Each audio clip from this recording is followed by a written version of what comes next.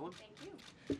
Great. Well, good afternoon, everybody. And I want to echo some of what Karoline said about what we're doing to combat the rampant fraud that exists in our immigration system, thanks to failed politicians and thanks to people who allowed the American taxpayer to be taken advantage of for far too long. I think it's important to understand why this matters to the American people. I am a father of 3 young kids, a lot of people in my generation. What is that going on there? Is that normal? Okay. CNN installed this broken camera just to throw me off my game, but it's not going to work. So here's the simple fact here. If you're a young parent struggling to afford childcare in the United States of America, there are programs that we have to make it easier for your kids to get in daycare, for your kids to get in preschool. Those programs should go to American citizens, not be defrauded by Somali immigrants and others. Make it hard for you to get the access to the resources you need. But number 2, making it easier for people who shouldn't even be in this country to fleece the United States and our taxpayers to begin with. We have actually activated a major interagency task force to make it possible to get to the heart of this fraud. We have Department of Agriculture resources that are focused on SNAP fraud so that people who need food benefits can get them, but illegal aliens and other fraudsters don't. We have over 1,500 subpoenas that the Department of Justice has issued to get to the heart of the fraud ring. We've done almost 100 indictments, mostly Somali immigrants, but also a few others. And of course, we're looking in with broad investigatory authority to a number of the instances of wrongdoing that we've seen in Minneapolis. But we also want to expand this. We know that the fraud isn't just happening in Minneapolis, it's also happening in states like Ohio. It's happening in states like California. And so what we're doing in order to help coordinate this remarkable interagency effort from the Trump administration, but also to make sure that we prosecute the bad guys and do it as swiftly and efficiently as possible, is we are creating a new Assistant Attorney General position who will have nationwide jurisdiction over the issue of fraud. Now, of course, that person's efforts will start and focus primarily in Minnesota, but it is going to be a nationwide effort because, unfortunately, the American people have been defrauded in a very nationwide way. I want to thank a couple of people for their cooperation, in particular Pam Bondi, our Attorney General, first of all, for getting a lot of resources to Minneapolis to start to investigate and prosecute this fraud, really at an industrial scale. We've never seen fraud like this in the history of our country.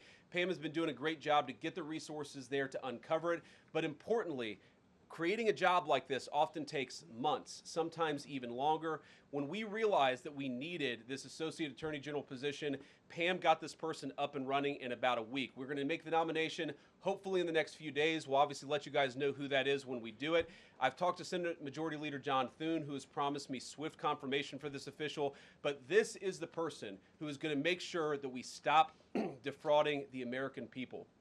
Here's one final thing I'll say about this. I've heard a lot of people say that we need a special counsel to investigate fraud in the United States of America.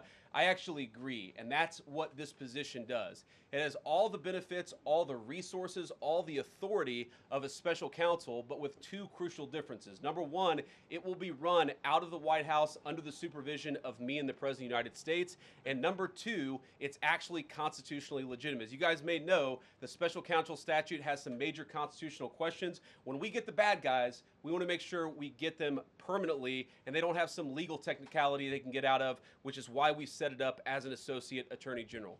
I'll take some questions, but I want to make just one final observation here.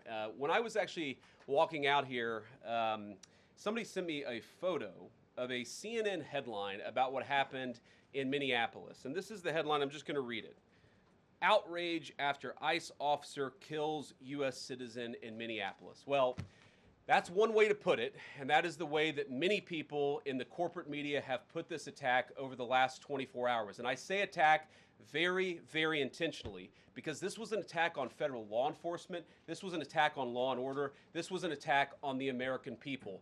The way that the media, by and large, has reported this story has been an absolute disgrace, and it puts our law enforcement officers at risk every single day.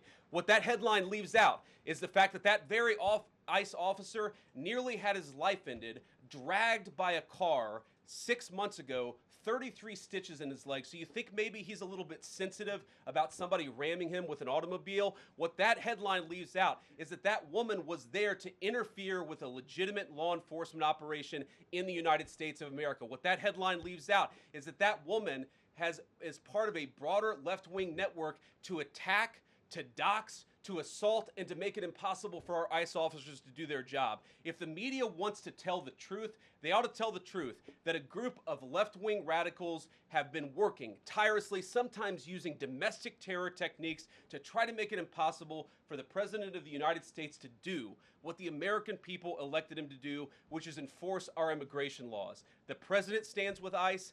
I stand with ICE. We stand with all of our law enforcement officers. And part of that is recognizing that you people in the media, not everybody in this room, but many people in this room have been lying about this attack. She was trying to ram this guy with her car. He shot back. He defended himself. He's already been seriously wounded in law enforcement operations before, and everybody who's been repeating the lie that this is some innocent woman who was out for a drive in Minneapolis when a law enforcement officer shot at her, you should be ashamed of yourselves. Every single one of you. Questions? Thank you, Mr. Vice President. I wanted to read a quote from Tim Walz earlier today. He said, "When things looked bleak, it was Minnesota's first that held the line for the nation on July 3rd, 1863, and I think we may be in that moment now." Can you comment on his rhetoric and Mayor Jacob Frey and whether they want to see unrest in Minneapolis? Well, that's very tough rhetoric from a guy who just quit because his fraudulent activities have been uncovered. Look, Tim Walz is a joke. His entire administration has been a joke. The idea that he's some sort of freedom fighter, he's not. He's a guy who has enabled fraud and maybe, in fact, has participated in fraud. That's what this new Assistant Attorney General position is going to find out. I don't care what Tim Walz says. I care about getting to the bottom of this fraud for the American people, and I care about enforcing the nation's immigration laws. That's what we're going to stay focused on. Unrelated question here. I mean, Democrats have accused ICE of murder. They've said they're targeting Americans. They've told ICE to get the F out of Minnesota. This is going to stoke the fire against ICE agents, and you're talking about ICE agents right now and being concerned about them. What, if anything, is the administration going to do to make sure these folks are protected during these protests? But also, should DHS sort of revisit their procedures here? I mean, nobody wants to see an American killed. Are there changes that need to be made to make sure something like this doesn't happen again? Look, first of all, of course, nobody wants an American citizen to be killed. This is absolutely a tragedy. But it's a tragedy of the making of the far left. They have radicalized a very small segment of the population, taught them that ICE agents are engaging in wide-scale violation of people's rights.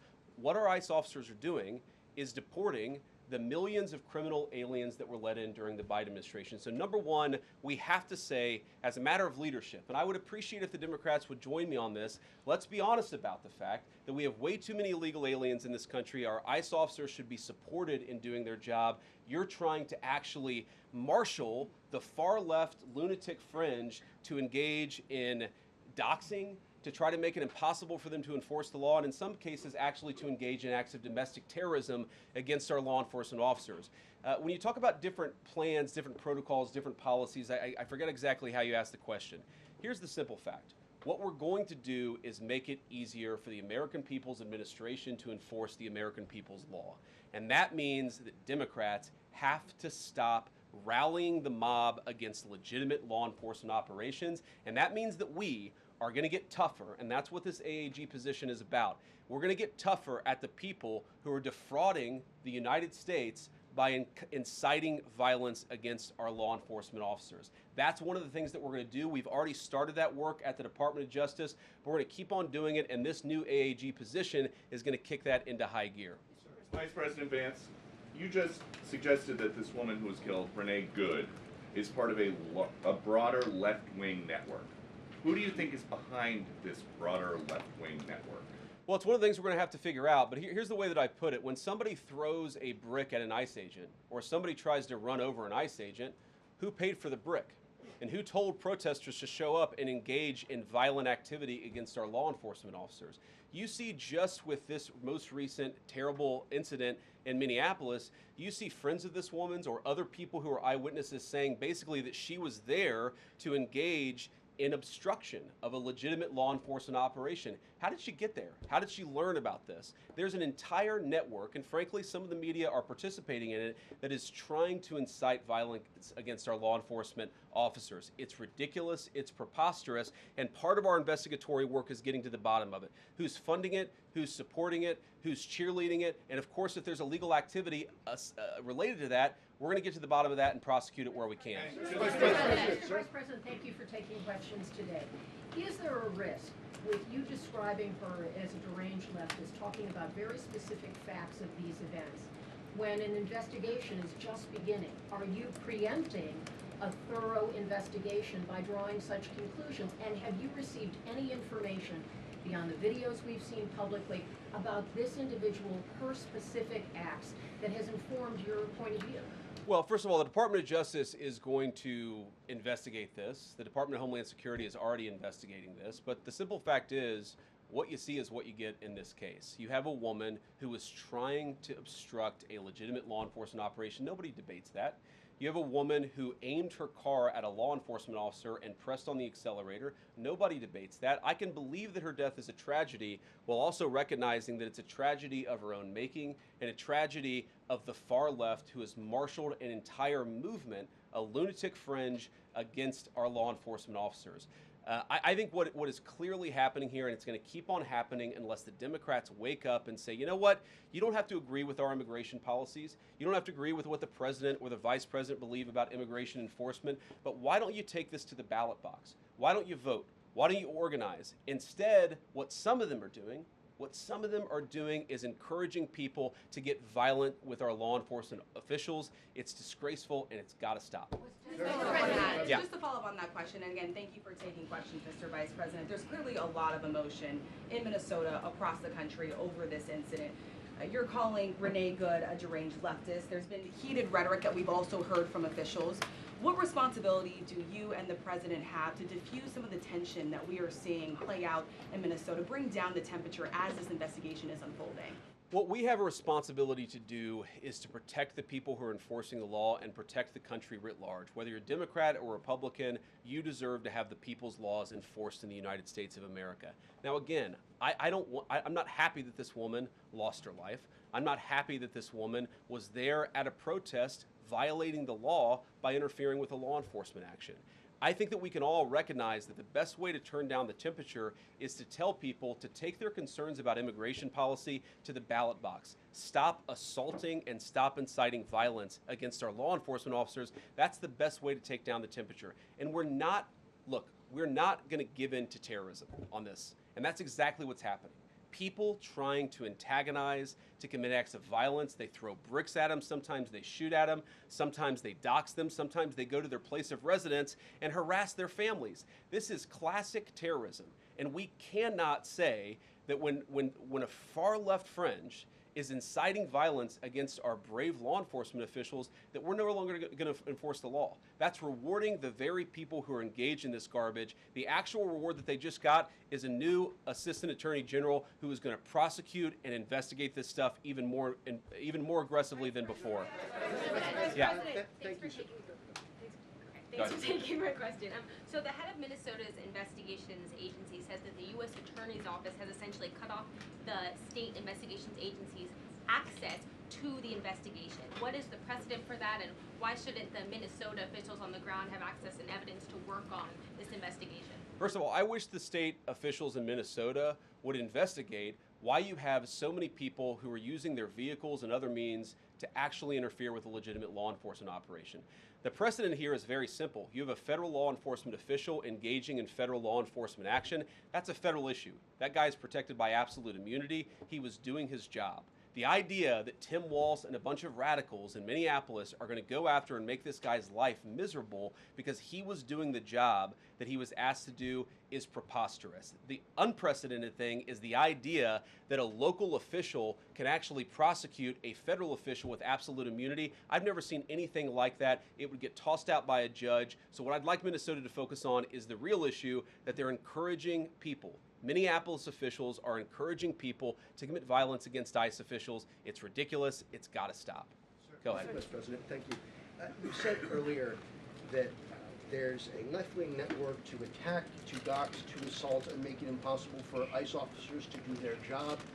You told my colleague just now that there's an investigation going on into that network. Yep. So if everything that you say is true, how does being part of that network justify being shot?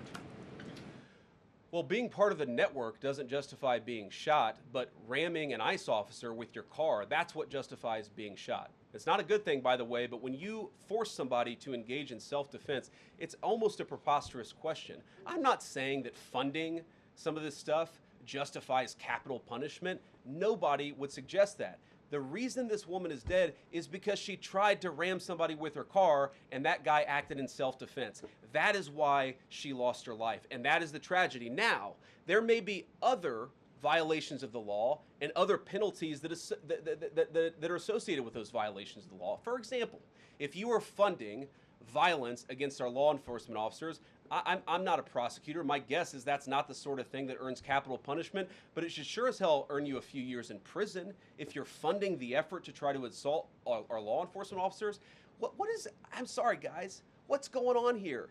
You guys are meant to report the truth. How have you let yourself become agents of propaganda of a radical fringe that's making it harder for us to enforce our laws? You just asked me a question that presumed that the reason why this woman died is because she was engaged in legitimate protest. She tried to run somebody over with her car, and the guy defended himself when that happened. Next question. The investigation is still ongoing. I said next question. Mr. Vice President, I mean, you presumably watched the video yourself. There's not the slightest doubt in your mind, having viewed it, that the victim, you still believe that she deliberately tried to ram him despite seeing this video? Look, I don't know what is in a person's heart or in a person's head, and obviously we're not going to get the chance to ask this woman what was going on. What I am certain of is that she violated the law. What I am certain of is that that officer had every reason to think that he was under very serious threat for injury or in fact, his life. What I'm certain of is that she accelerated in a way where she ran into the guy. I don't know what was in her heart and what was in her head, but I know that she violated the law, and I know that officer was acting in self-defense. It raises an interesting point, though. Look, if people want to say that we should have a legitimate debate about, you know, what was she really doing, right? Was she panicking when she drove into this officer, or was she actually trying to ram him? That's a reasonable conversation. What's not reasonable is for so many of you to plaster all over the media that this was an innocent woman and that the ICE agent committed murder, which is what many of you have said explicitly and some of you have said implicitly. That's what I have an objection to. The idea that this was not justified is absurd, and I think everybody knows it in their heart. Yeah. Mr. Vice President, In the green jacket. Taking down the temperature, it seems like political violence is ratcheting up and riots could be around the corner. What steps does the administration have planned to try to unite America? Average people on both political sides are so tired of fighting with each other, and I think all the journalists in this room could agree with me that we don't want to be part of the problem. Do you have any words to unite America? You know, I know you don't want to be a part of the problem, and I think that's true of a lot of you. I'm not sure it's true for everybody, because the reporting over this has been one of the biggest scandals I've ever seen in media. I've never seen a case so misrepresented and misreported when you have a guy who is defending himself and is now being treated as some sort of federal assassin by so many of the people in this room. First of all, let me say about crime. You mentioned violence. One of the things we're proudest about is that you saw violent crime over the last year drop by 20%. Why is that drop by 20%? Is it because we're attacking our law enforcement officers, or is it because we in the administration are empowering our law enforcement officers to enforce the law? I think that's one of the ways you take down the temperature, is you make people feel more secure and safe in their person and property. That's why we care so much about protecting our law enforcement, because it accrues to the benefit of the entire national community. I think that we can absolutely talk about the ways in which, you know, we can lower the temperature by discussing differences in a reasonable and rational way. Again, I'm happy to talk with any congressional Democrat or any of you about our immigration policy, about why I think it's necessary, about why I think it's in the best interest of the country, about why the President of the United States was elected to actually enforce the border for the first time in at least 4 years. So here's the problem. That's not the debate so many people are having. They are actively covering for people who are committing acts of violence against federal law enforcement. It is preposterous. The way to take down the temperature is to stop it. Have your debates about policy. Attack me. Attack the President of the United States. Don't attack our law enforcement officers. They are trying to do the job the American people demanded that they do. They are not policy actors. They are enforcing the law. They should be treated with a modicum of dignity and respect. And the fact that they're not is why incidents like yesterday happened. The one final point I'll make about this is, look, there's a part of me that feels very, very sad for this woman, not just because she lost her life, but because I think she is a victim of left-wing ideology. What young mother shows up and decides they're going to throw their car in front of ICE officers who are enforcing legitimate law? You've got to be a little brainwashed to get to that point to where you're willing, not just to protest, that's fine, not peacefully protest, but throw your vehicle in front of legitimate law enforcement officers and drive your car into them. To get to that point, you have to be, I think, radicalized in a very, very sad way. I certainly wish that she hadn't got there. I know there's an ICE officer right now who very much wishes he was not put in the position where he had to fire a gun to defend his own life. Yeah. Thank you, Mr. Vice President. What's your message, following up on that, what's your message to the leaders in Minnesota, the governor of Minnesota, the mayor of Minneapolis, to calm down the situation on the ground, on the streets? What's your message also to those protesters who saw that video in a completely different way than you saw that video?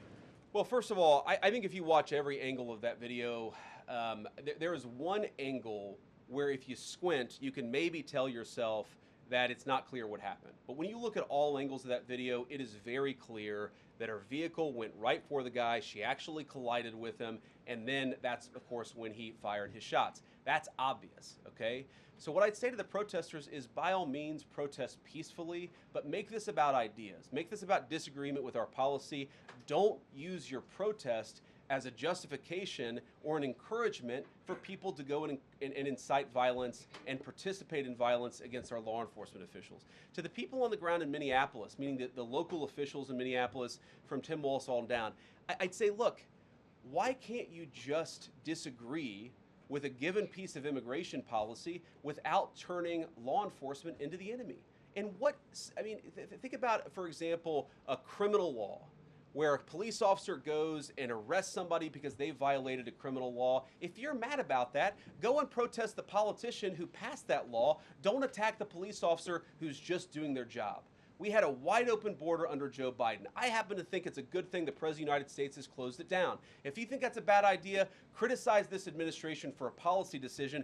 Don't attack our people for enforcing the law, because I guarantee you go to ICE, there are black people and white people, there are Democrats and Republicans, they are patriotic Americans who are trying to enforce the law. Attack me, lay off of our ICE agents. Yeah, in the blue, all the way, yeah. Yep, thank you, Mr. Vice President. You called on Tim Walz to resign. Can you lay out the case as to why he should step down? Well, look, I think Tim Walz should resign because it's very clear either that he knew about the fraud in Minneapolis, he knew about the welfare fraud, or at the very least he looked the other way.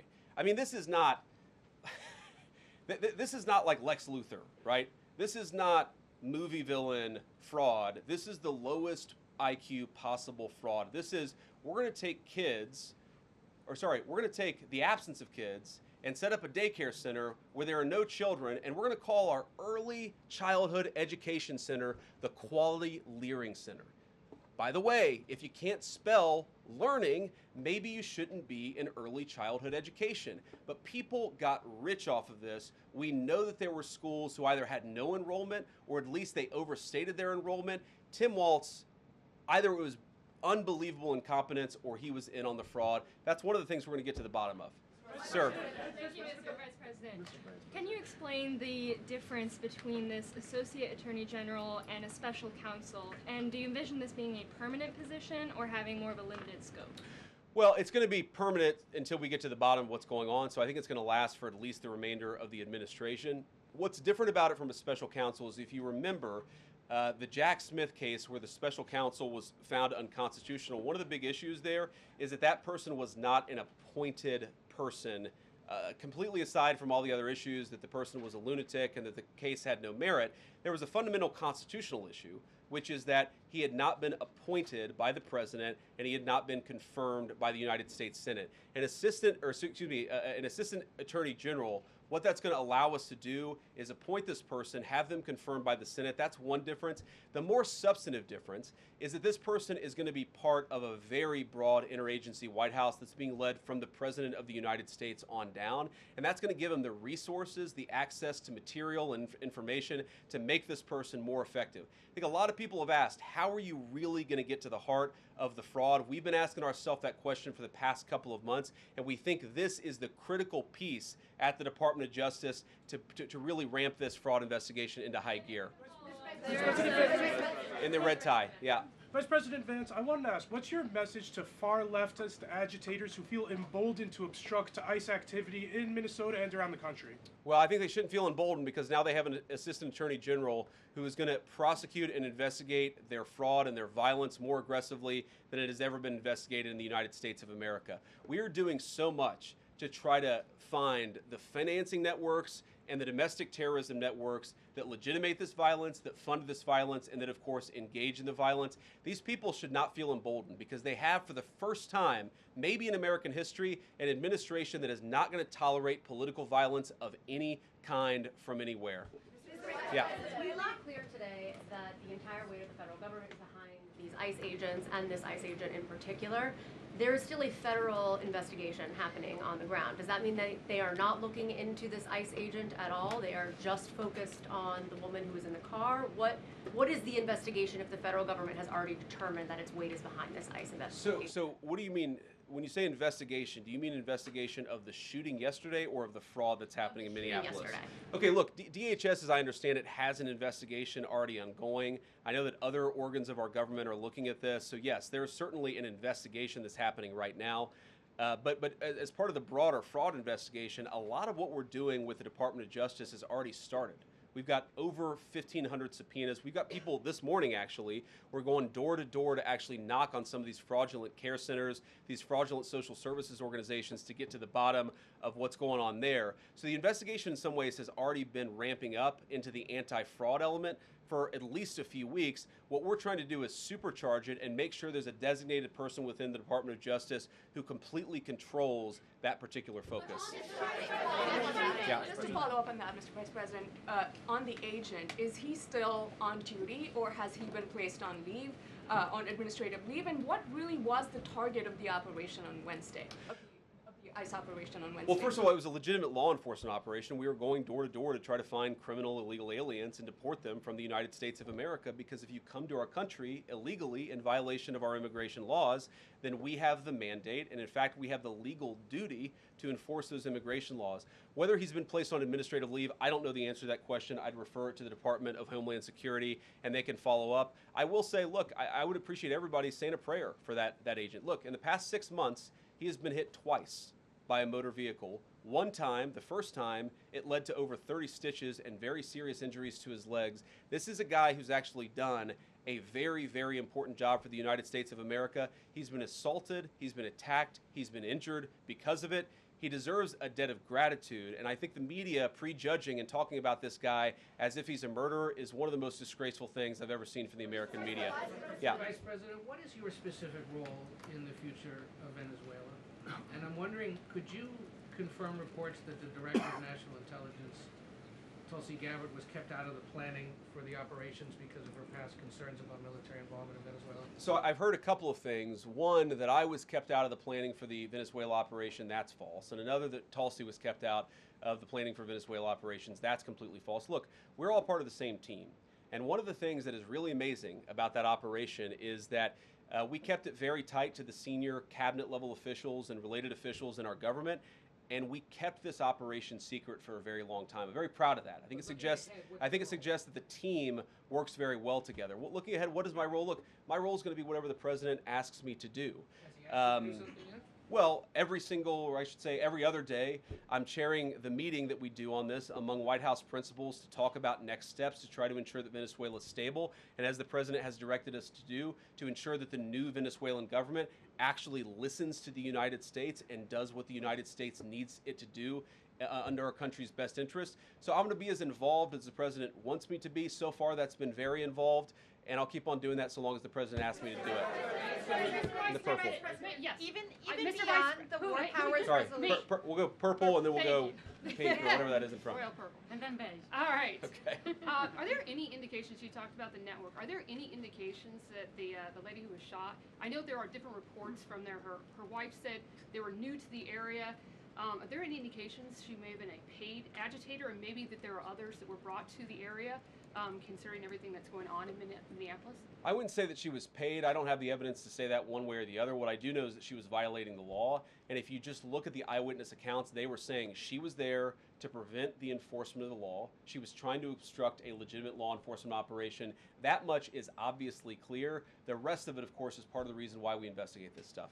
Yeah. Mr. Vice President, even beyond the war powers resolution today, Congress has bucked President Trump on issues like tariffs. Are you concerned that President Trump is losing his grip on Republicans in the Congress, and what are you going to do about it? No, I'm not concerned at all. First of all, we talked to some of the senators who were going to vote the wrong way, in my view, on this resolution today. Much of their argument was based more on a legal technicality than any disagreement in policy. If you look at the people who actually voted, every single one of them have supported the administration's plan. Second of all, as the president, I believe himself, has already said, every president, Democrat or Republican, believes the War Powers Act is fundamentally a fake and unconstitutional law. It's not going to change anything about how we conduct foreign policy over the next couple of weeks, the next couple of months, and that'll continue to be how we approach things. Go ahead. President. So we are seeing, regarding Iran, we are seeing the protests in Iran these days. The cities are begging for help from the U.S. and Israel, naming streets in the city after President Trump. It seems there is an opportunity here that may not come again. Will the United States stand by the citizens of Iran? And if Israel decides to strike again the nuclear sites in Iran, is the U.S. expected to take part? Well, look, we certainly stand by anybody who's engaged in peaceful protest, anybody who's trying to exert their rights for free association and to have their voices heard. Obviously, the Iranian regime has a lot of problems, and as the President of the United States has said, the smartest thing for them to have done, it was true 2 months ago, it's true today, is for them to actually have a real negotiation with the United States about what we need to see when it comes to their nuclear program. I'll let the President speak to what we're going to do in the future, but we certainly stand with anybody across the world, including the Iranian people who are advocating for their rights. I'll take just a couple more questions. Yeah, go ahead. Thank you very much, Mr. Vice President. Concerning Venezuela, how would you assure the Caribbean region that they will remain a zone of peace? Because some member states in the region are concerned. Well, look, the President had a very productive phone call with the President of Colombia yesterday, and we continue to talk at all levels of government with a number of our friends in the Caribbean region. I actually think this is really good for peace in the Caribbean, because when you take away a major source of illegal cartel revenue, which is the cocaine trade, the fentanyl trade, other sources of illicit revenue, you actually remove the power of one of the main destabilizing forces in Latin America and in the Caribbean. I really do think, look, we say it all the time, this is the President of Peace. One of the ways that you establish peace in your own hemisphere is to make it clear that the United States is going to be respected, that the United States is willing to take power away from criminal cartel organizations and give it to legitimate governments. That's how we see the future of the Western Hemisphere, and we think it's going to be much more peaceful than it was certainly under Joe Biden. I'll take one more question. Go ahead. Mr. Vice President, thank you. On Greenland, do you have a message for European leaders? Many in Europe reject the idea that the island could be for sale. Well, first of all, Secretary Rubio, I believe, is meeting with the leaders of Denmark and Greenland next week, I want to say it is, but maybe it's the week after that. We'll continue to deliver some of these messages in private, some of them in public, but I guess my advice to European leaders and anybody else would be to take the President of the United States seriously. What has he said about Greenland? Set to the side the crazy overreactions that I've seen from the press and from certain people in Europe. What has the President said? Number one, Greenland is really important, not just to America's missile defense, but to the world's missile defense. Number two, we know that there are hostile adversaries that have shown a lot of interest in that particular territory, that particular slice of the world. So what we're asking our European friends to do is to take the security of that landmass more seriously, because if they're not, the United States is going to have to do something about it. What that is, I'll leave that to the President as we continue to engage in diplomacy with our European friends and everybody on this particular topic. And again, thank you all for listening. Thanks for taking questions. And I just ask you, look, this is politics, and often Republicans and get in arguments with the press about things, and I understand that. I think it's really irresponsible for you guys to go out there and imply or tell the American people that a guy who defended himself from being rammed by an automobile is guilty of murder. Be a little bit more careful. We're going to talk about toning down the temperature, which I know the president wants to do, and I certainly want to do. One of the ways we tone down the temperature is to have a media that tells the truth. I encourage you all to do that. God bless you. Happy New Year, guys.